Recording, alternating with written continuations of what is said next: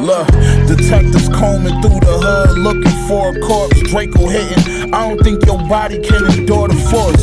I whipped the fish up with a fucking hanger or a fork. Told that bitch, go ahead, sniff what you want, there's plenty more to snort. I had an outstanding warrant for a short. Turned myself in, rocking Louis and all my jewelry, I wore the court.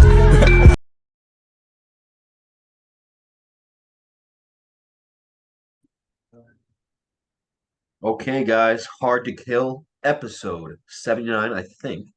Finally, we have Gareth Thomas Hoernel, Executive Protection Agent, CEO of GTH Consulting Group, Managing Partner with Roman Sanford. Gareth is a private security executive protection professional, defensive tactics instructor, 30-year martial artist, BJJ black belt with a deep affinity towards teaching, learning, and leading to excel in public safety, risk mitigation, and security and disaster recovery. Strong IQ, EQ, and interpersonal skills with a bilingual fluency in English and Spanish enable Gareth to be a valuable asset to a multicultural team whose mission sets require strategic thinking, planning, and the execution of public safety, security, and disaster recovery. Gareth in the building. How we doing, brother? What's going on, man? First and foremost, Nick, appreciate the time and that stellar introduction. You didn't have to read all that, but appreciate you nonetheless, man. We've been trying to nail down a day and time for quite some time, and finally here we are, brother, live and direct. So gathered some devil dog inspiration from a fellow Marine by the name of Nick Kumalastos and our man Tyler Boone, aka the Killer Koala. So to get inside that mindset of the devil dog himself, I tapped into a podcast we did a few summers ago. It's nice to just open up those dialogues. And honestly, bro, honestly, dude, that gave me the motivation I needed. Because hear how horrible it sound on film, and B, caveman like, and C, just chop it up with some guys who I respect immensely as a grandson of two Marine Corps veterans, and as someone who was a father who was born on Camp Lejeune. I've got a strong affinity towards the modern warfighter, and especially the Marine Corps. So an honor to have a conversation with a Marine and someone of your caliber. So thank you. Appreciate you. Thank you, man. I appreciate that sincerely. I just had like the view of you from online because I believe I picked you up through a friend. I believe it was Brian Bash. Great guy. Yes. Who just moved down to Florida or is in the process. So Bash, it's going to be the Tres Musketeers, man. And actually I work with one of his teammates. They went on two hops together. Nathan Baker. Yeah, yoked. Fucking inked Captain America. Big Swole. AKA the fucking Techno Viking. Dude, does a dude that big, can he move? He moves. He moves, grooves, and he's got this beautiful, like, flowing mane of like Viking like hair, and dude, he's agile, man. He's a graceful gorilla. But that's a problem. And he is the inspiration and the original Techno Viking. So we're gonna have to dub in somehow to the highlights of this podcast. Him in live form, fist bumping his streets through Eastern Europe. But long story short. There's a lot of synergies there and a lot of less than 1 degrees of separation. So Gareth, I mean, I've done a little background on you, and the thing that really just hits me, where does it come from, bro? Where does that drive come from, man? You burn it to the filter on everything you do, and that's just not something that's easily done, man. I mean, that from just being in the combat, atmosphere. I mean, you see guys that are like, part-timers, guys that don't really like accept the G completely of the warrior mindset, like where does it come from, Gareth? Tell me.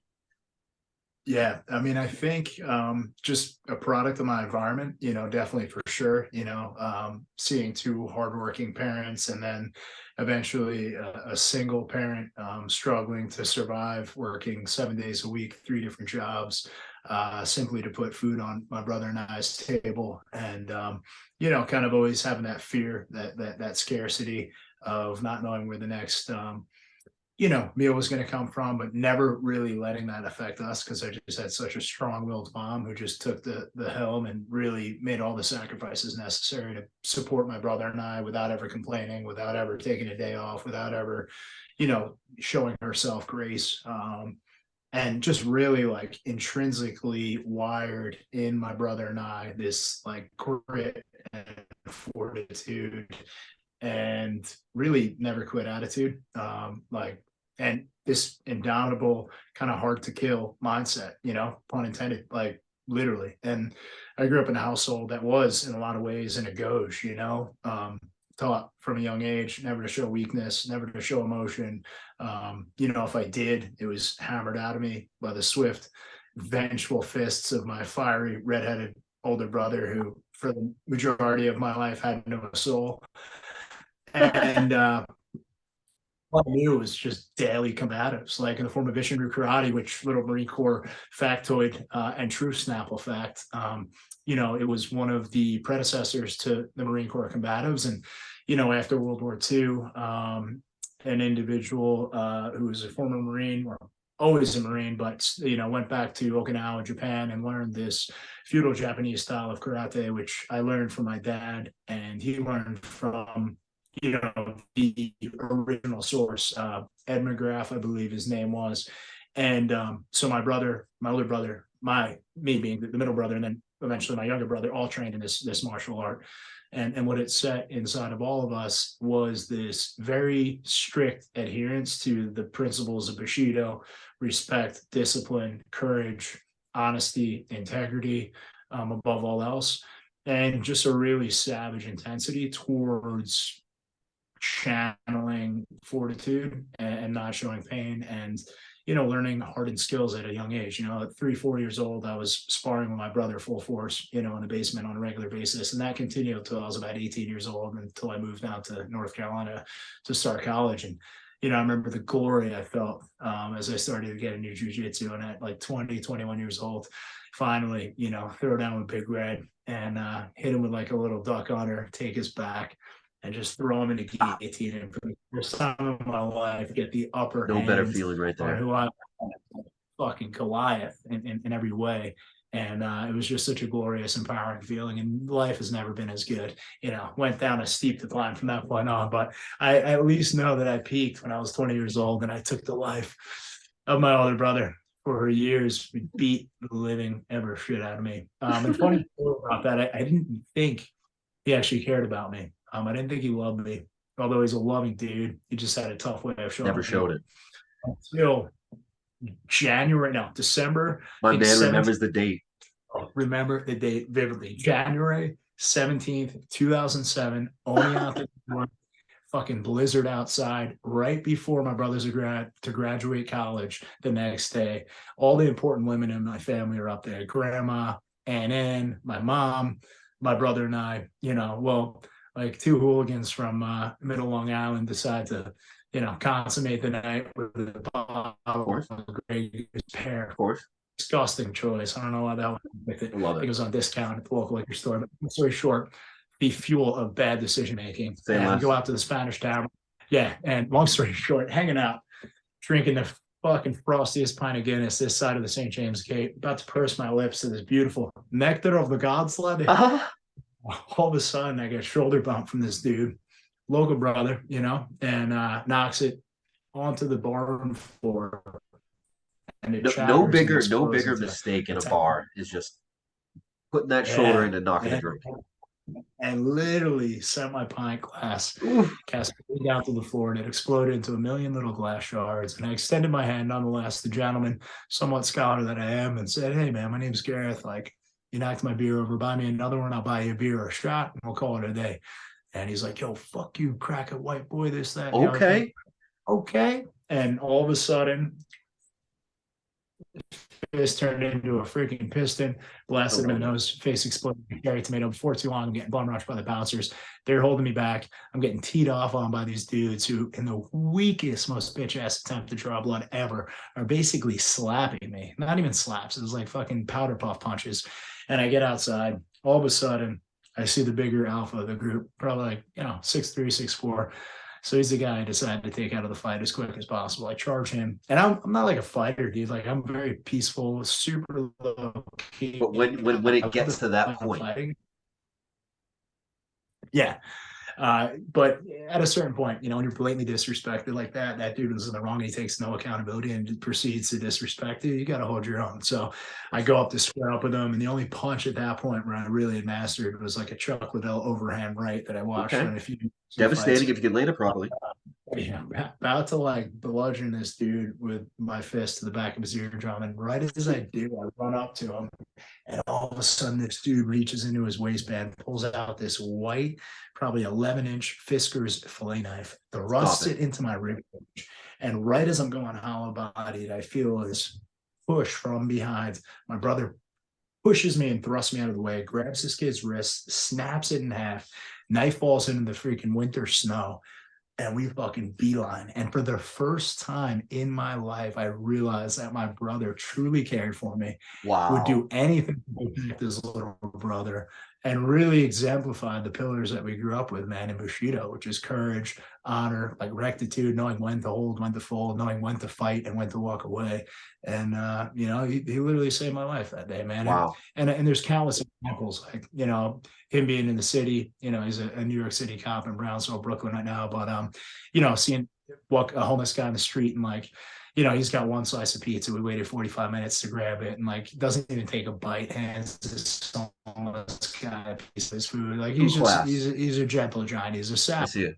He's an awesome human being. But long story short, was raised with good morals. Was raised with two loving grandparents, a father for the most part of our lives, and a loving mother who was always there. And just played sports, grew up playing lacrosse on Long Island, which taught us some good skills. I see you went right to rugby. Artists. And then rugby, the gentleman's game played by savages, or the savages game played by gentlemen.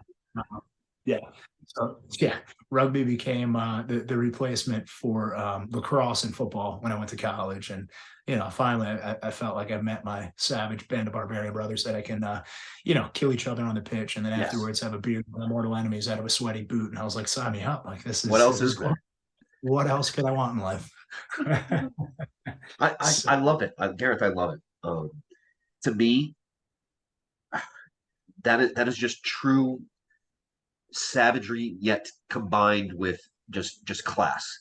There's a time and place for everything, and nowadays, as we know, it is fleeting. It's rare that we see that energy nowadays. I mean, but when you do find it, you try to stay close to it, because you know that it's not only right, it's pure, it's something that you would expect from a true gentleman and someone that holds himself in a serious manner. And I see that in you 1,000%.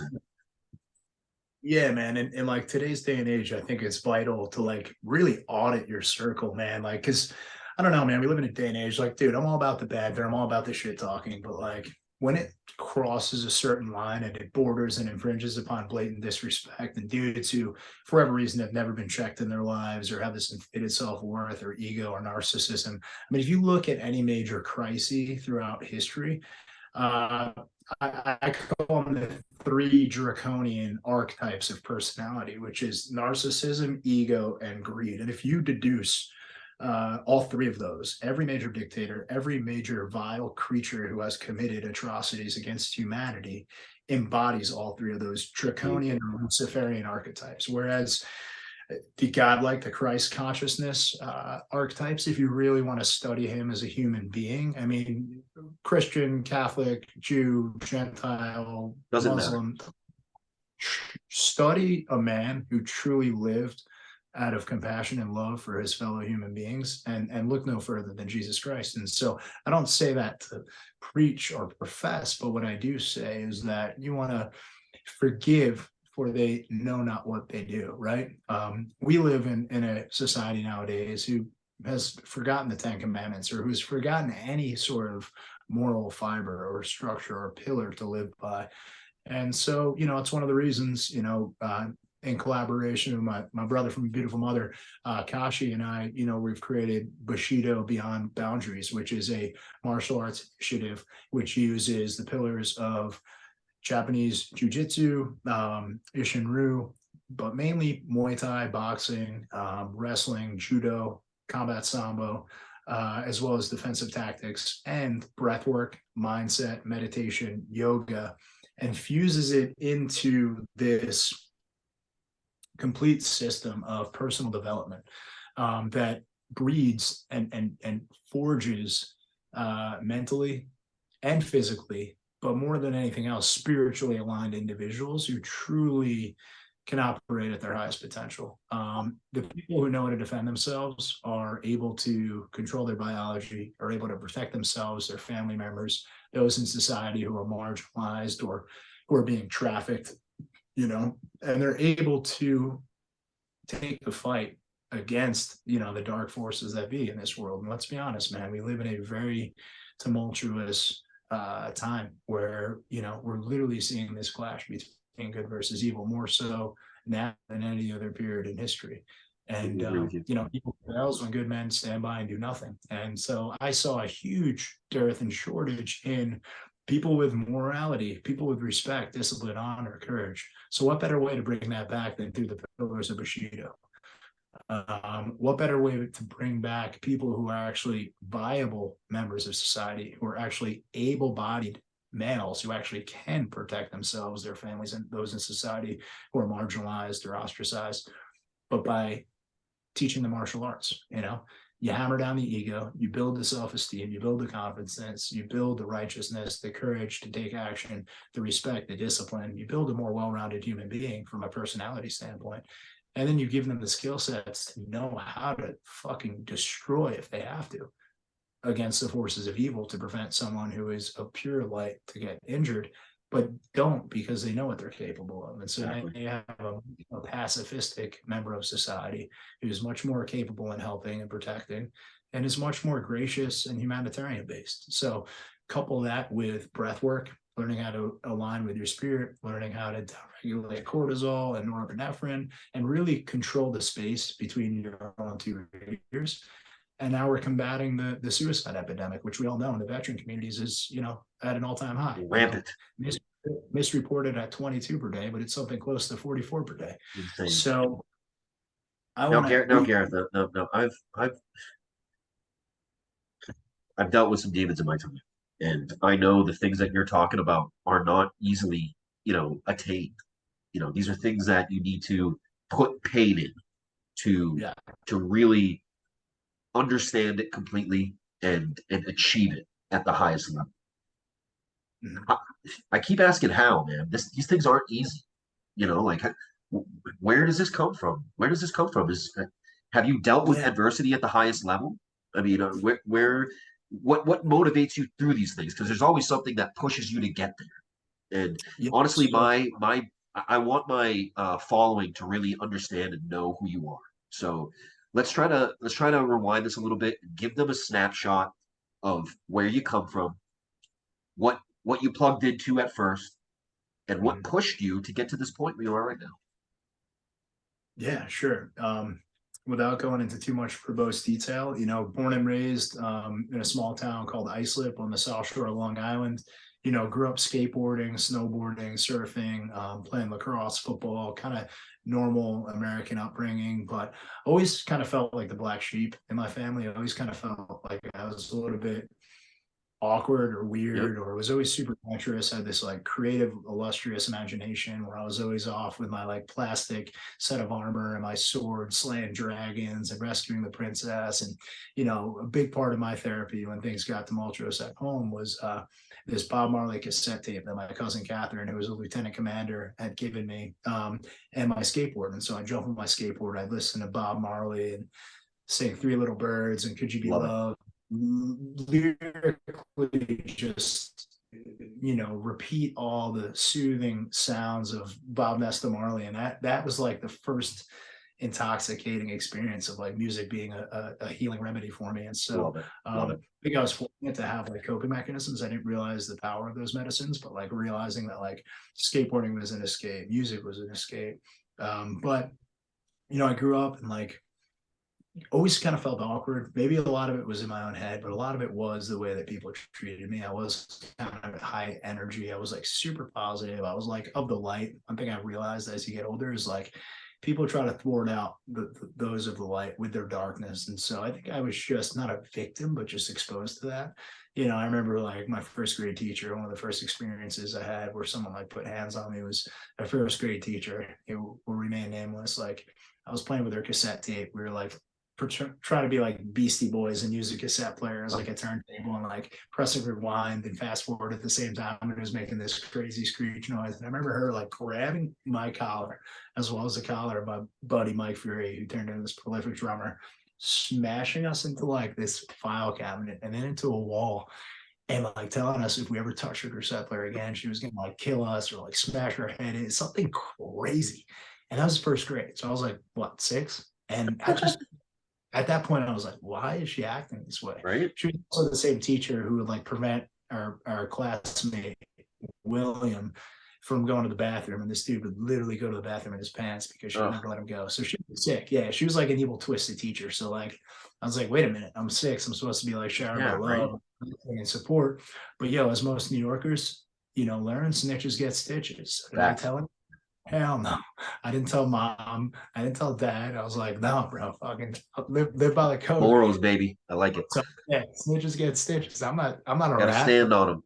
Yeah, dude, I'll do my bit like a champ. I like it. I just got subjugated to like this torturous setup with this teacher for like a year. But before that, I always had like the strong convictions of like sticking up for the underdog. I think because I was like, I wouldn't say, well, yeah, I kind of was the underdog, man. I got picked on. I was like super jovial and like friendly. And people were like, this dude's fucking weird. He's tall and lanky. Of course. He's fast. And like people saw my light and my energy. And I think they always try to fucking stomp it out. Of course.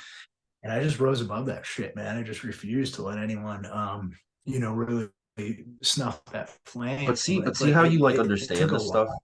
You see how you understand. You can look back and you can really. I'm kind of at that stage right now where I'm like unpacking all that stuff and really understanding, how I got to where I am. And I know that's not easy.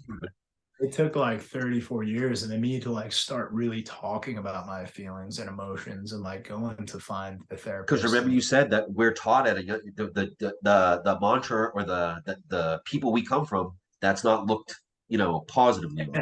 We put it down, we hide it, we deal with it on our own. Yeah, and I urge everyone, man, it's like a pot that boils over, man. You stuff that thing with enough pasta, eventually the water is going to boil over into the sides. And if you don't relieve that pressure, you don't relieve that stress or the subconscious trauma by speaking to someone or doing some sort of, therapy or active release, like it's going to boil over and you're going to be suffocated by it and you're going to be overwhelmed and you may have a mental break because of it. So I highly urge everyone to speak to someone actively, but then also create like coping mechanisms, right? So music and my skateboard was one of my coping mechanisms. I didn't realize it at the time, but what I was realizing as someone who wanted to make rhyme and reason to his chaotic environment was that like I came up with these coping mechanisms on my own. I would get lost in King Arthur's Camelot, or I'd get lost in Henry Low. I was always getting lost in books to try to escape the situation that I was going through. And I've had beautiful experiences in childhood, but then I also had really dark ones like everyone else. And I remember my first fight, and this dude was literally making fun of one of our classmates because he was Spanish and he spoke broken English. I mean, he could barely say like, hello, how are you? And it was sad. I felt bad for him, man. He's a kid. He just got here like a year before. And this punk would literally clown him and just talk shit to him and throw, rocks at him on the playground. And finally got to the point where I cornered him in the bathroom, and I'm 5, mind you. And also, if you ever touch William again, I'm going to make you eat one of these urinal cakes. And I grabbed him by the back of the neck and I stuffed his head into the porta john by making him eat one of those purple urinal cakes. I was like, you ever make fun of him again, I will make you eat this. I promise. And it was like the weakest attempt to talk shit. It was just like this weird little 5-year-old like trying to like smack talk, but probably sounded weird as hell. But long story short, I said intensity and I got the point across. But as soon as I did, I had like the dean of students and the vice principal yoking me up from behind. Like, Gareth, we can't believe you're bullying at him. His poor kid, he's half your size. I got in trouble. Meanwhile, I was helping my man Willie G out. And at that point, I had this fucked up message from like the superiors in my life and like the people that were supposed to put me on the path. like just eat shit basically and don't stick up for what's right. That's kind of what I they think that's a problem, bro. I think you hit the nail on the head with that. huge problem, man. And they're broadcasting that commonplace. Oh, take it. I was hanging out with a friend. Well, I was teaching her jujitsu. She's a nursing student, nurse now. Beautiful soul, amazing, amazing person. And shout out to Jay. You know who you are. But long story short, she tells me one time, she's like, "Oh yeah, my college professor told me if someone's on top of me and they're trying to rape me, I should just let them because hopefully they'll have compassion and will let me go." I'm like, your professor told you what? I'm like, are you fucking kidding me? You're expecting that same sick individual who literally is having his way with you, that he's going to potentially show mercy and not kill you. You fight like hell and do whatever you can to get out of that situation because it may be your Gareth, last these are the opportunity. people teaching people, and they're And I was like, who was this teacher? Like, I'd love to sit in one of those lectures and give them a piece of my mind and show them the effectiveness of jujitsu and show absolutely. them how to empower people, not disempower people. And that's a huge lack of what we have. Is I agree completely. We're victims, right? We teach society to be woe is me, or well, that does nothing, man. Like we all go through difficulties and hardships. That's life. But you either have post-traumatic trauma or you have post-traumatic growth. And that's the difference. Like we need to look at the growth aspect because trauma can be used as a tool, man. I'm blessed for any experience that I've had. Never been a combat, never served a day in uniform. But we all still have traumas. It doesn't have to be conflict. We all still have things that get under our skin or, epigenetically are imprinted into our genetic sequence that if we don't talk about, if we don't address, they linger, they lie dormant, and then one day they knock you on your ass. And a lot of times you can't recover, man. So, that's really what is behind Hard to Kill. It's how you get hit and come back, because that to me is just a beautiful thing. When someone just gets dealt with some just dark adversity and they don't know really what it is, and they get knocked straight on their ass, and they make that conscious decision to be like, I never want to feel this again. How am I going to come back and triumph over this? And that's really what Hard to Kill is. Yeah, and I tell you, if I'm building a team or I'm recruiting someone to get into jujitsu, like honestly, man, like some of the best people I know have been through the hardest of life's challenges. I've been through the most adverse circumstances life could ever throw your way. And they've turned into the most beautiful souls. Why? Because they have empathy, they have compassion, they realize people's life. They realize what a blessing it is each day to wake up and take that first breath of air. I can't agree with you more. Someone else is taking their last breath on their deathbed, right? And they honor the legacy of that. And we have a sacred oath to appreciate the gift that is life, and every day try to beautify it and perfect it and be of value to everyone that we encounter, because that is how you honor the dead. That is how you honor those who would do anything for one more day to spend with their family members or their loved ones. That's real shit right there. And so, yeah, we got to honor the gift that it is, man. Absolutely. So let's get into GTH Consulting. Yes.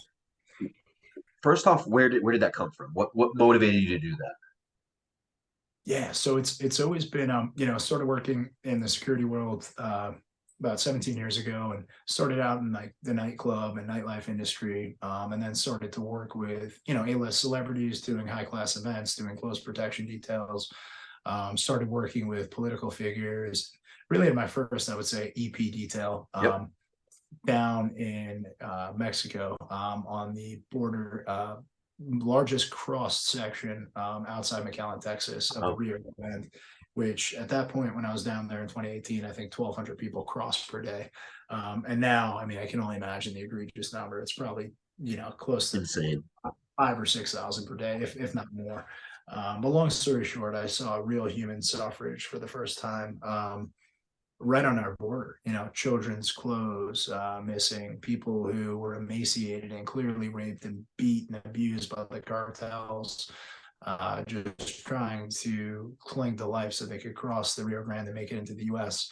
And now one of the things that people don't talk about is like we literally are facilitating the child trafficking rings. Like they are literally getting taxpayer flights to every major United States city, and in collaboration with the cartels are being flown directly to the hands of their groomers, their captors, and those who are making X-rated explicit films with God's children. What Like, what do you believe should be done, man? I mean, to me, honestly, I have the just some people call it ignorant. Fucking stormtrooper that motherfucker and fucking take them all out. cut Honestly, that cut that off the snake, man. Like, honestly, you're willing to do that to a child? Like, you're that willing is to, the lowest form of filth to me. That yeah, I can't understand how that's happening in today's world. the lowest form of vile, uh, like, it's not even humanity. It's just pure, No, sheer, monstrous evil. And you know, now with Sounds of Freedom and Tim Ballard, and actually Aerial Recovery Group, an organization that I work with, is actively taking the fight to traffickers globally, and really spearheaded a lot of mission sets in Ukraine where, you know, traffickers look at any war-torn country or any take advantage. disaster-ridden country as harvest zones where they go in and they take advantage of displaced parents and children and use it as a harvest tool, an opportunity to then enslave these children and sell them into the sex trade. And these children, on average, sometimes are raped 10 to 20 times per day. And once their bodies can no longer handle that abuse, then most of them are recycled, or yeah, their organs are harvested, and Oh my god, yeah, that's actively happening in today's world. Is there not enough of yeah. like people like me and you that are of the alpha mindset that want to actively do something about that, that it can be dealt with? What's the problem, man? Or is there that many people that like want that to happen? It's gotta be. That's gotta be what's happening, man, for it to be in today's world. That makes me sick to my stomach. Yeah, yeah. People turn a blind eye to it, man. And like, you know, Tim Ballard says, like, you know, people have a greater fear of evil than they have the wrath of God. And so people are literally, you know, more fearful of the ramifications of the cartels and the people that are, you know, entrapping and enslaving these children. And I mean, if we don't take the fight to them, like, who's gonna, you know? You know, and And that's I feel like we're labeled conspiracy theorists too quick because we're acknowledging the things that are happening behind the curtain. Um, of course, and it's I don't know, man. I look at who's really running things in today's world. I mean, there's levels, as we know. We know there's local government. We know there's world government. We know there's banks. We know there's people that own the banks. We know there's old money. You know, like what really can we do? But I think it really starts with spreading awareness, as we're doing right now. We're at least having the conversation. yeah, it's open dialogues and not being afraid to talk about things, and again, not being afraid to you know, listen, like, we all should have the wrath of God in our hearts. Like, whoever you believe in as your deity or spiritual protector, you know, we all have to answer to God at the end of the day. And you know, aside from that, like, we have just strayed as humanity so far away from the pillars, again, of Bushido, of the Ten Commandments, of the Buddhist Eightfold Path. You know, there's reasons why our civilizations were framed under the archetypes of, you know, love thy neighbor, thou shalt not kill, thou shalt not steal.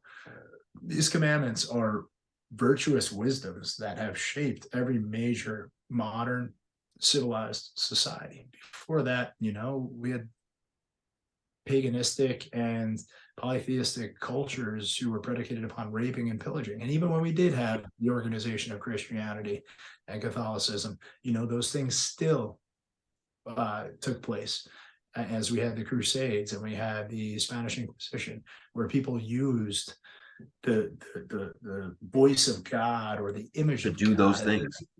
to heinously oppress and destroy and kill.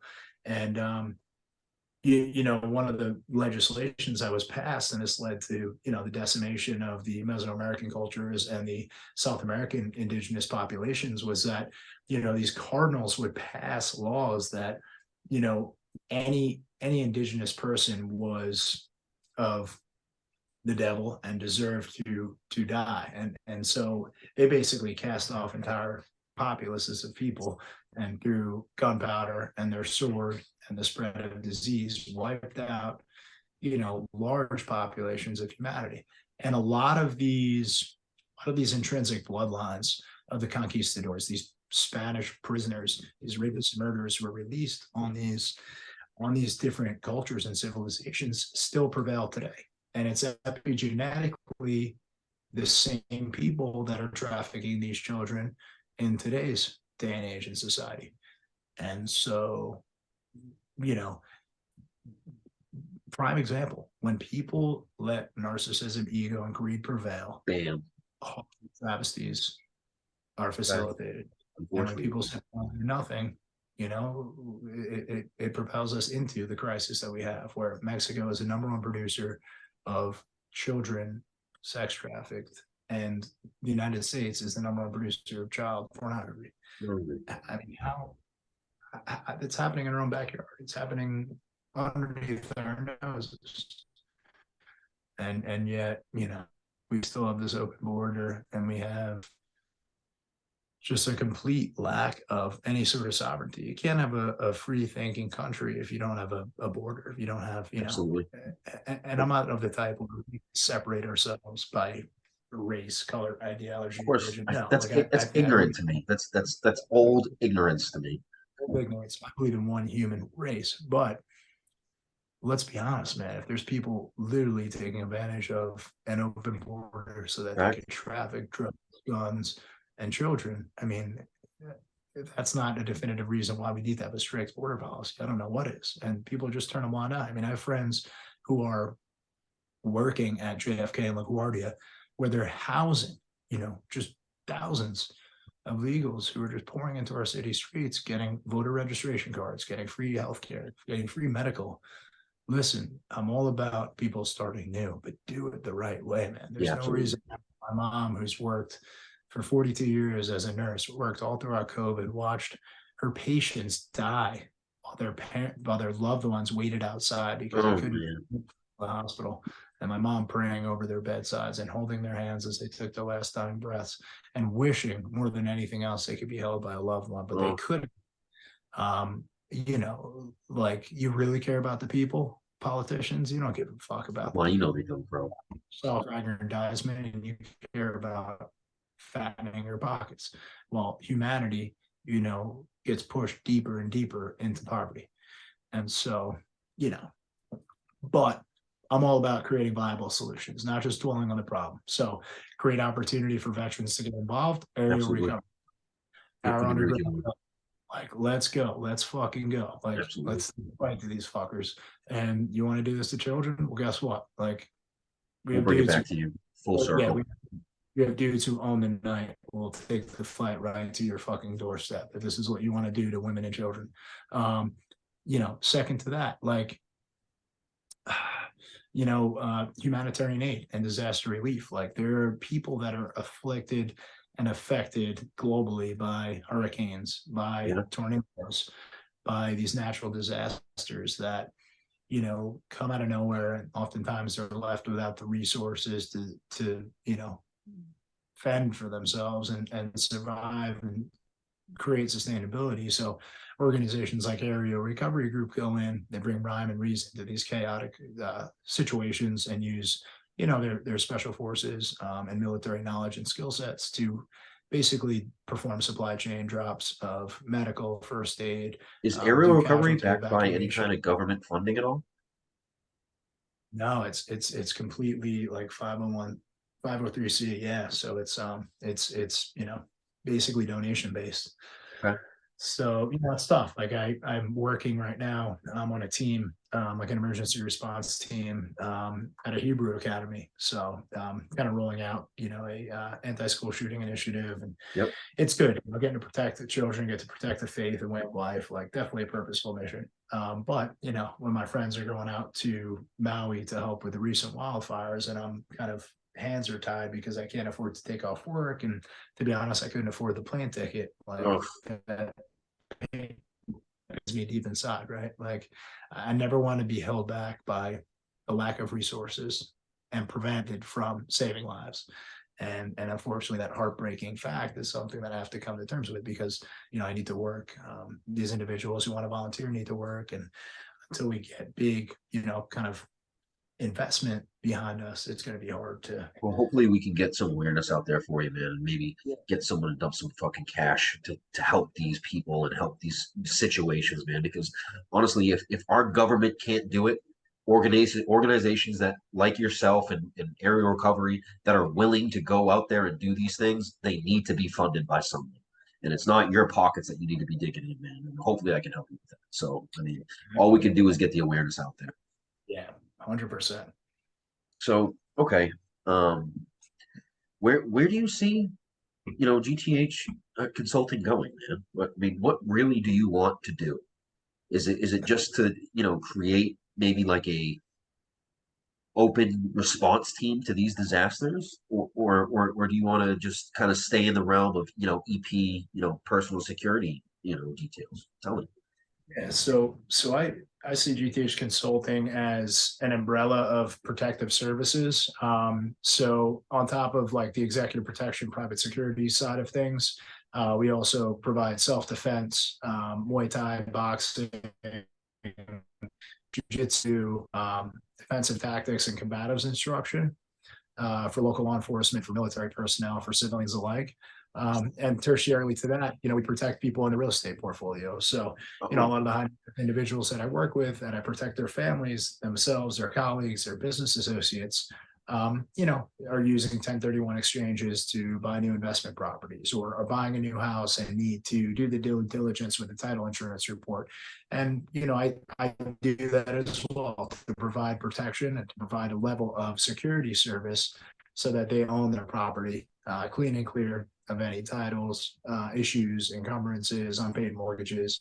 So GTH Consulting is predicated upon service to a customer base, where we provide protection and excelsior level of customer service in real estate, executive protection, risk mitigation strategies, and really not only just, giving a man a fish, but showing the man how to fish, giving him the skill sets when I'm not there, our teammates aren't there to protect them and their families, giving the men and the women the skill set, know-how, and wherewithal to defend their loved ones in the worst possible scenario, so that they can all emerge, healthfully. Would you say that that's what makes, you guys different from the rest?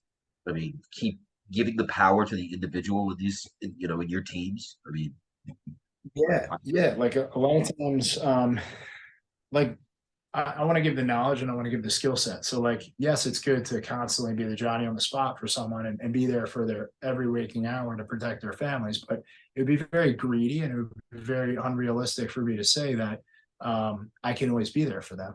I just can't be in 10 places at once. And so I also want to give that father, that single mother, those children, the students that we work with, the teachers that we're involved with, the ability and the know-how to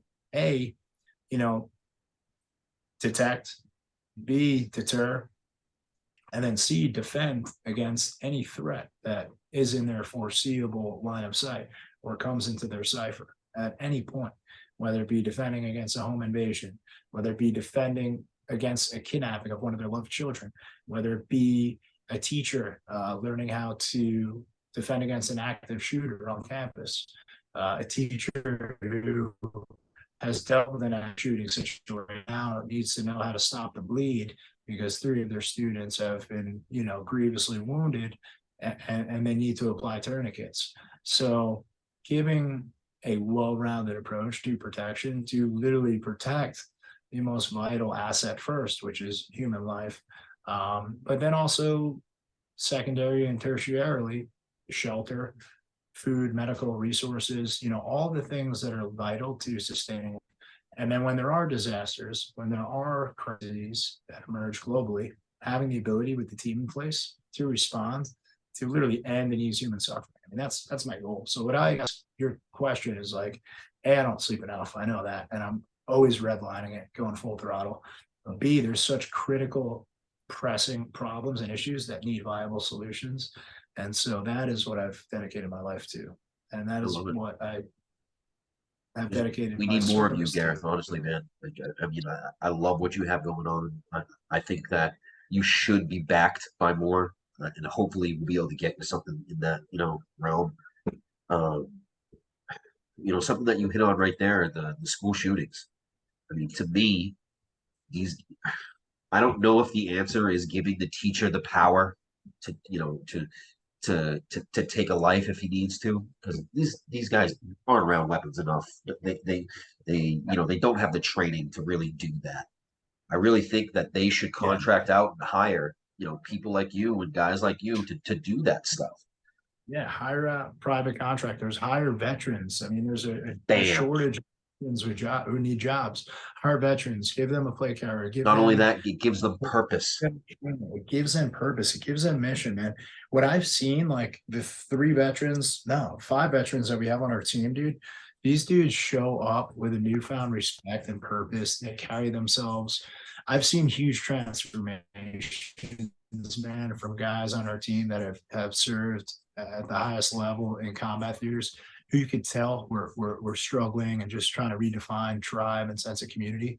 They're showing up to work. They're ready to rock and roll. They have a new pep in their step. They're excited. They're eager. They feel valued again. They don't just feel like these discarded toys. Bro, you're hitting so many things with nail on the head. I mean, that like it gives that purpose and that drive to know that you're valued and you are serving a greater good than yourself. That is all anyone ever wants, is to be valued, to be felt as if their presence in their life matters. That's something that I really talk about a lot on the podcast, bro.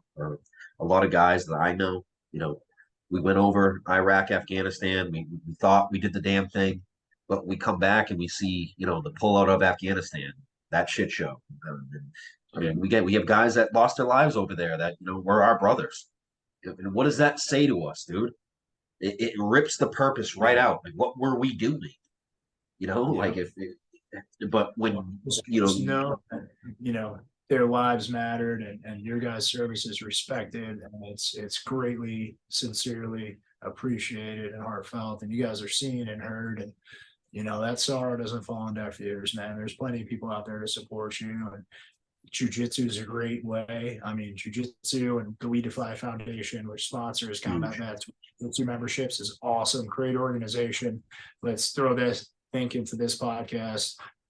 Aerial recovery group, a great mission set to define purpose and get guys and girls in the field, literally saving lives. PB Abate, named after Scout Sniper Matthew Abate. Huge. Yeah, getting guys and girls out to Paradise Valley, Montana for our annual retreats coming up close in the 23rd or 24th of August. Wish I could make it. Are you actively working with these guys at PB Abate? Yeah. Wow. So PB, they'll have their fight club, which will be August 24th to 27th. Unfortunately, I'm committed to this team and this school that I'm at. Not unfortunately, but I've got a but next year I hope to definitely be at PB Abate. But for a week, take veterans out into Paradise Valley at our boy Sergeant Torres' his family's property, and wake up 0600, coffee, bacon, freaking eggs, meditation, yoga. How it should be done.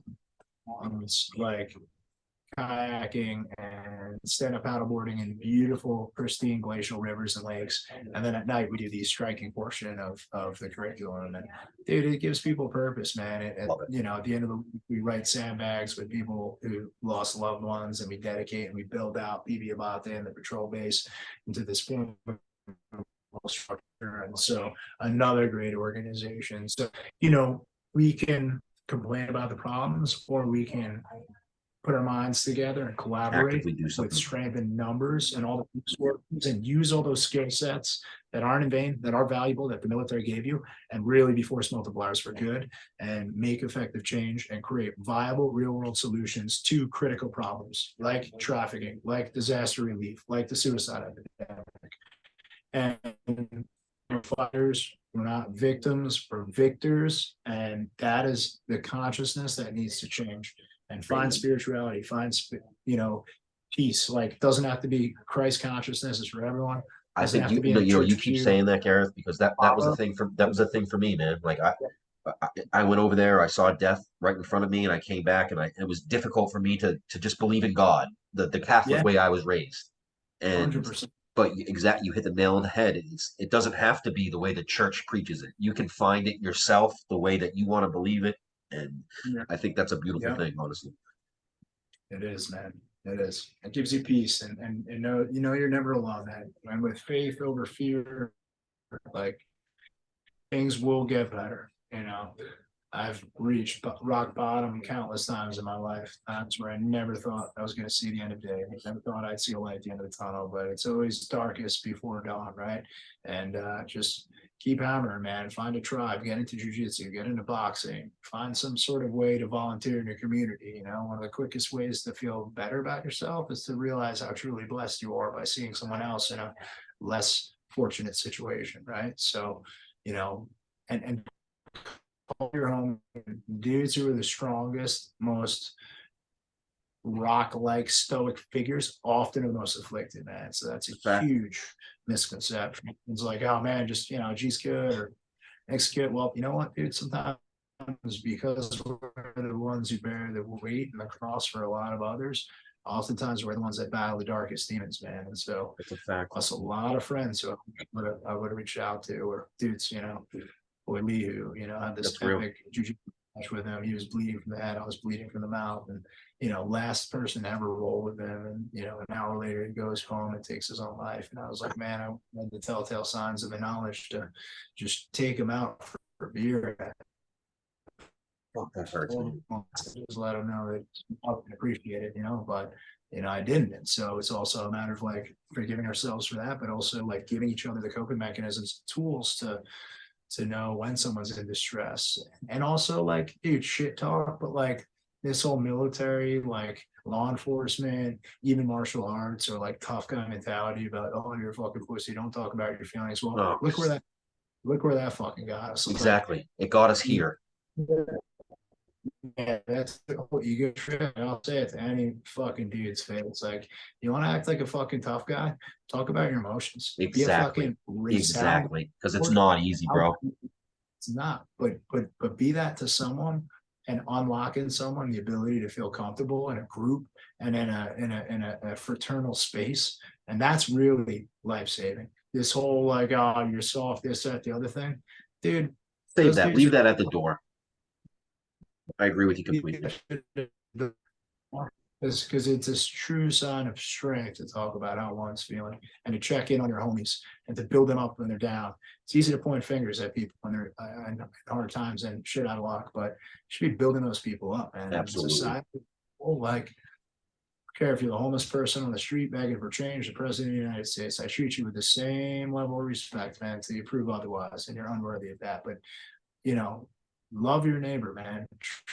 I agree with you completely, man. I feel like we've kind of frayed from that a little bit in today's society. But at the end of the day, it's all about respect.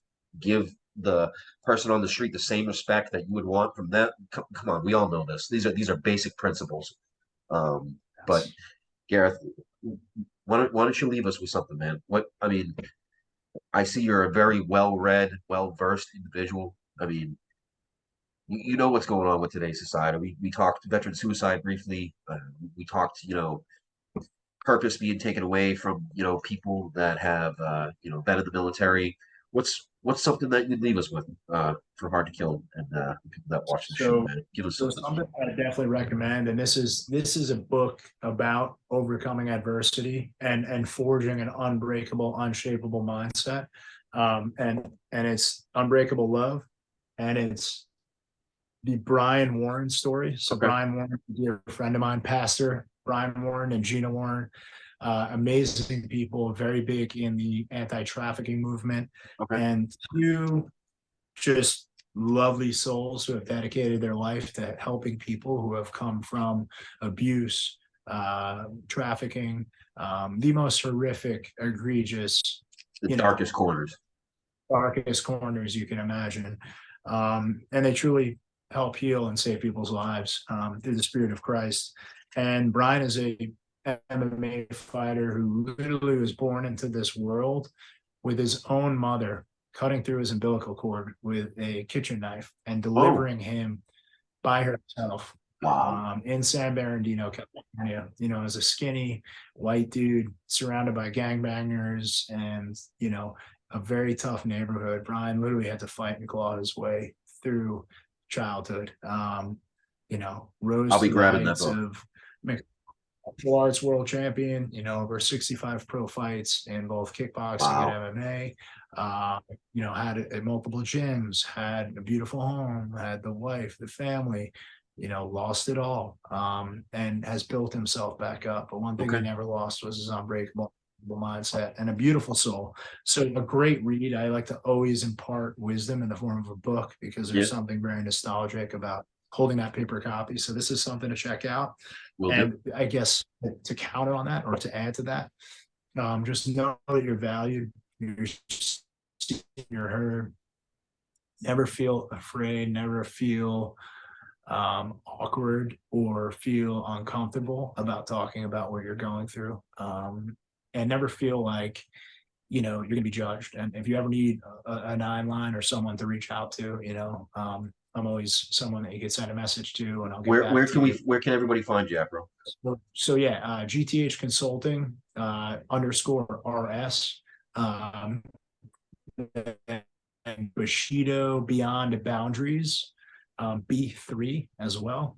And then for title insurance, Vanguard _title. So those are the 3 IG platforms. I'll make sure to highlight them on this. That's You'll be able to see it. And I look forward to continuing this dialogue, and definitely check out Aerial Recovery Group, PB Abate, and We Defy Foundation. And if you guys are looking for some dope friends, Violent Hippie, the perfect duality of peace, love, and understanding with the perpetual propensity for violence if there is an individual being ostracized, physically harmed, trafficked, then sometimes you might have to do bad things. But long story short, it's a perfect duality, right? Far greater to be a warrior in a garden than a gardener in a war, right? Absolutely. Beautiful old age adage. Now, before I let you go, brother, who do you got this big fights this weekend? We got Aljo against my man. I love Sugar Shane, but I gotta be loyal to the LI soil and my man Aljo Sterling. Yeah. Much respect. You think he's gonna get a hold of him and drag him down deep? I know him personally. The human backpack is a gentleman. He's a scholar, and he is a strangle savant. Yeah. I think his pedigree of who he's beaten his last couple of performances is going to be enough to out-edge Sugar Shane. But man, Sugar Shane is precise. He's accurate. He's got devastating striking. If Aljo can get his hands on him early and often, Aljo takes the fight. If Sugar Shane can keep him at distance, I think you're right. And use his longer reach in the form of his jab and cross. Keeps him away from him. Keeps him away, prevents the grappling exchanges. Sugar Sean's going to have the edge, but I got to go. Going to be difficult for him for sure. All day. Let's go. Love it. Gareth, I can't thank you enough for coming on tonight. I want to say I hope this is just the start of a great dialogue between the two of us. I'd love to I can't wait to build something with you when I come down there, man. I'll keep in touch with you. And if there's anything that Hard to Kill can do for you guys, man, I'd love to do it. Let's stay in contact. I mean, this was awesome. I appreciate you so much. Much love. I appreciate Gareth the honor. From GTH Consulting in the building tonight. Great conversation. Can't thank you enough for coming on. Semper Fidelis, hoorah. Start of a very good dialogue, brother. Have a good night. Hey, God bless, guys. Thank you. Rah.